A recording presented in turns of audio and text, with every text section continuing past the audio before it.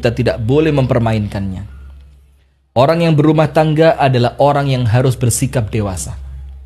Mereka yang berumah tangga adalah mereka yang telah melepaskan kesenangan pribadinya untuk berubah menjadi kesenangan bersama suami, istri, dan anak-anak. Orang yang telah berumah tangga adalah orang yang telah melepaskan egonya. Jangan sampai aku bahagia tapi rumah tanggaku rusak. Jangan sampai aku senang di luar bersama teman-temanku tapi istriku menderita di rumah. Jangan sampai aku menghamburkan uangku untuk hobi dan kesenanganku tapi kemudian anak-anakku tidak mendapatkan jatah rezekinya. Nah, maka orang yang berumah tangga ini adalah orang yang benar-benar diharapkan dia telah sempurna secara ilmu, telah sempurna secara akal, dan telah sempurna secara kejiwaan. Harapannya apa? Agar di rumah tangga itu ketika terjadi masalah bisa diselesaikan dengan kepala dingin. Keduanya orang soleh, tapi kenapa mereka bisa bercerai? Kita bisa melihat hikmah di balik pernikahan dua sahabat Nabi, orang yang soleh dan soleha, yaitu Zaid bin Harisah bersama istrinya. Dua-duanya orang soleh, tapi kenapa mereka bisa bercerai? Berarti bukan hanya kesolehan penyebab rumah tangga itu bisa berlangsung nyaman, sakinah, mawaddah, warahmah. Memang kesolehan itu adalah nomor satu, tapi banyak faktor lain yang membuat kita bisa cocok dengan manusia satu ini. Rasulullah menyuruh kita untuk berta'aruf, mengenal satu sama lain, mengenal kepribadiannya, kebiasaannya, bagaimana keseharian sosialnya. Kita melihat juga wajahnya, apakah ada ketertarikan dalam diri kita. Bisa jadi sama-sama soleh dan soleha, tapi nggak cocok. Manusia itu unik. Dia hidup bertahun-tahun dengan hobinya, dengan tabiatnya, dengan sifatnya, yang setiap manusia itu beda-beda. Jadi kita harus mencari kecocokan. Karena dari hal-hal sepele pun bisa menjadi sumber kecekcokan.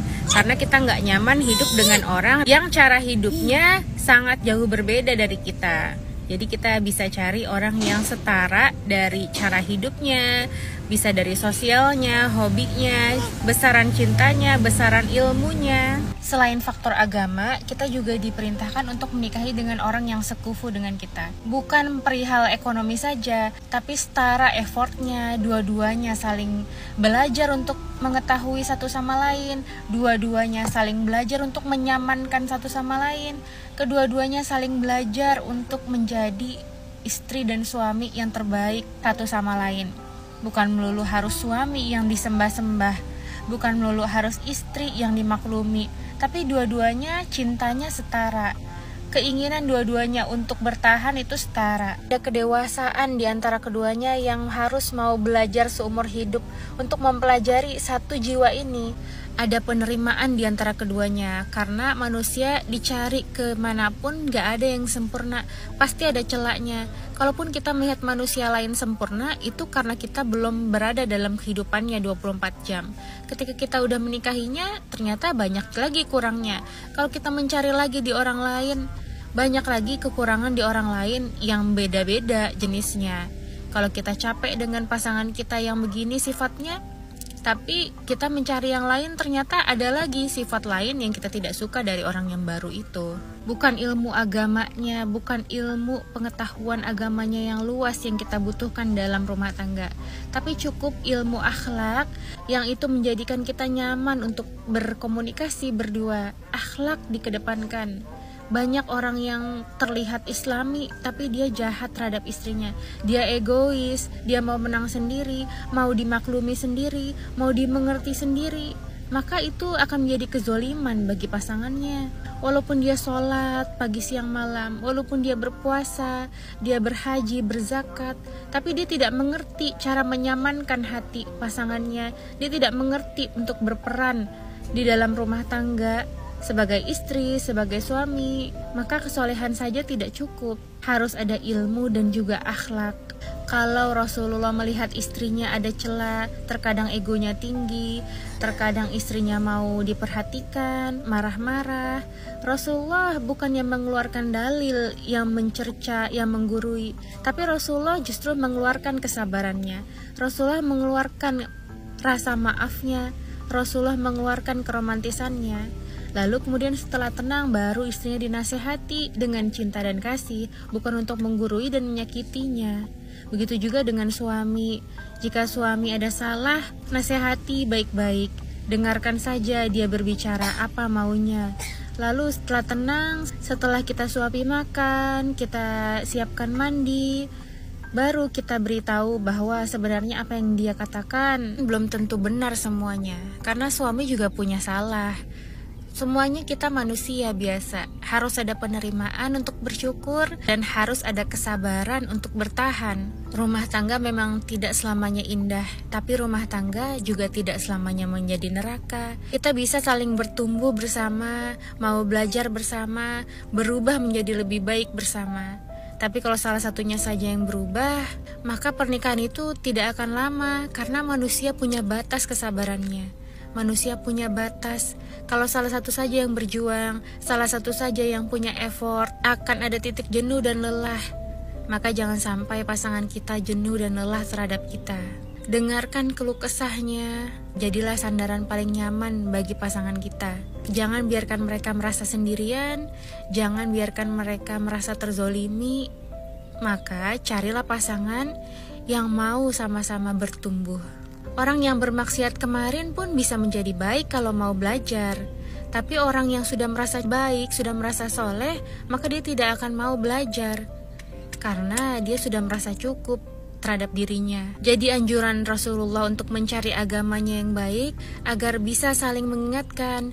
Dan Rasulullah juga menyuruh kita untuk berta'aruf agar bisa mencari kecocokan. Dan Rasulullah juga menyuruh kita mencari yang akhlaknya baik. Karena sebaik-baik manusia adalah yang paling baik terhadap keluarga. Nggak cuma di hubungan antar pasangan ya, tapi bisa juga antar teman atau rekan usaha. Yang pasti narsisis enggak akan kembali. Dia hanya ingin memanipulasi kalian lagi. Sekali lagi, saya ingin kalian paham dan ingat betul mengapa kalian berada di sini. Kalian tahu apa yang udah terjadi, karena kalian udah muak dan selesai diperlakukan dengan semena-mena. Orang ini enggak bisa mencintai. Orang ini egois. Orang ini nggak bisa berubah sebesar apapun kalian pengen ini terjadi. Orang ini nggak bisa punya empati atau emosi. Orang ini akan terus-menerus bohong sama kalian. Orang ini akan terus-menerus manipulasi dan gaslight kalian. Ini orang penuh racun. Orang ini nggak berhak berada dalam hidup kalian karena mereka nggak peduli dengan kalian atau perasaan kalian. Mereka adalah individu yang sakit dan miring, bukan kalian. Bukannya lebih menyenangkan hidup dalam kenyataan, bebas dan bertumbuh. Lebih baik sendiri daripada menjadi gila setiap hari. Kalian nggak butuh validasi orang sakit ini. Kalian bisa belajar mengisi kekosongan diri, dimulai dengan mencintai dan merawat diri. Cinta dan perhatian mereka cuma remah rengginang. Sangat nggak pantas lagi dipertahankan. Itu nggak akan pernah sepadan dengan kewarasan kalian. Kita tidak boleh mempermainkannya. Orang yang berumah tangga adalah orang yang harus bersikap dewasa. Mereka yang berumah tangga adalah mereka yang telah melepaskan kesenangan pribadinya untuk berubah menjadi kesenangan bersama suami, istri, dan anak-anak. Orang yang telah berumah tangga adalah orang yang telah melepaskan egonya. Jangan sampai aku bahagia tapi rumah tanggaku rusak. Jangan sampai aku senang di luar bersama teman-temanku tapi istriku menderita di rumah. Jangan sampai aku menghamburkan uangku untuk hobi dan kesenanganku tapi kemudian anak-anakku tidak mendapatkan jatah rezekinya. Nah, maka orang yang berumah tangga ini adalah orang yang benar-benar diharapkan dia telah sempurna secara ilmu, telah sempurna secara akal, dan telah sempurna secara kejiwaan. Harapannya apa? Agar di rumah tangga itu ketika terjadi masalah bisa diselesaikan dengan kepala dingin. Di sudut desa yang tak bernama, seorang ibu terbaring tanpa suara. Dua anaknya menatap langit gelap. Tanpa harapan, tanpa pelita menerpa, di kota besar yang penuh gemerlap, seorang tua pergi tanpa bekal cukup, tertatih di lorong kemiskinan yang dalam, di mana janji itu kini tenggelam. Oh pemimpin, di mana janji yang dulu terucap? Apakah suaramu hilang di balik istana megah? Rakyat menangis tapi siapa peduli? Kebutuhan pokok hanya mimpi yang mati. Janji kehidupan kini hanyalah bayang. Di bawah langit suram rakyat semakin hilang. Harga beras melambung tinggi, perut lapar hanya disiasati mimpi. Sementara gedung-gedung terus menjulang, mega proyek raksasa jadi tumpuan. Di pinggir jalan mereka bertahan, mengais sisa dari kemewahan orang kaya. Tapi penguasa sibuk menata mahkota, melupakan rakyat di tepi derita. Oh pemimpin, adakah belas di hatimu? Di mana nuranimu saat rakyat menggigil? Rakyat menangis tapi siapa peduli? Kebutuhan pokok hanya mimpi yang mati. Janji kehidupan kini hanyalah bayang. Di bawah langit suram rakyat semakin hilang.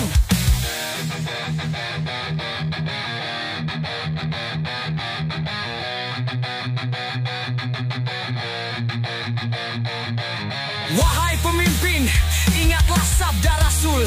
Pemimpin adalah gembala bagi umatnya. Namun di mana tanggung jawab itu kini? Saat rakyatmu lapar, kau berpesta di singgasana.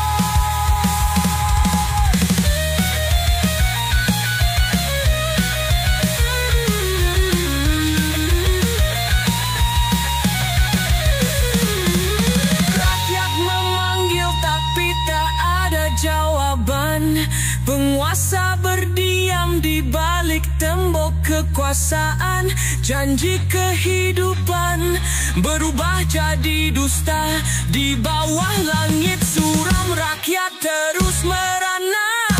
Hidup semakin berat, tapi kami akan bangkit dengan iman dan harapan yang takkan sirna. Keadilan sejati hanya dengan syariah ilahi. Wahai umat, kembalilah pada jalannya.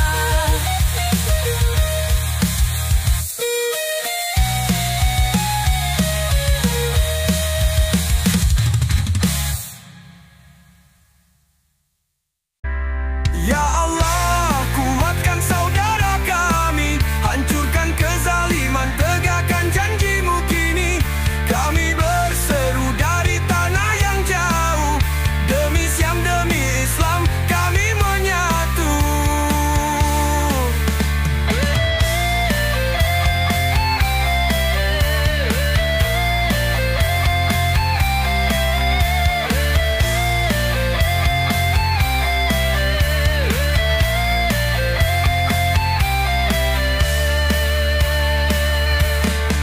Kami mendengar jerit anak-anak kecil di balik reruntuhan yang mereka panggil. Kalian bertahan, mengajarkan dunia. Kesabaran kalian adalah bara cahaya.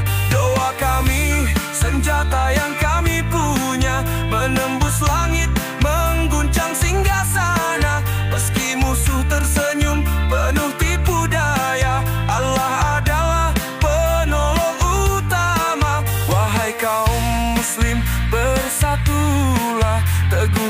kezaliman.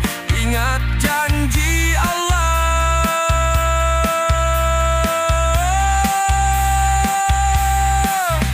Dia bersama mereka yang bertahan. Dia bersama mereka yang berjuang. Ya Allah, kuatkan saudara kami, hancurkan kezaliman, tegakkan janji-Mu kini. Kami berseru dari tanah yang jauh, demi Syam, demi Islam, kami menyatu.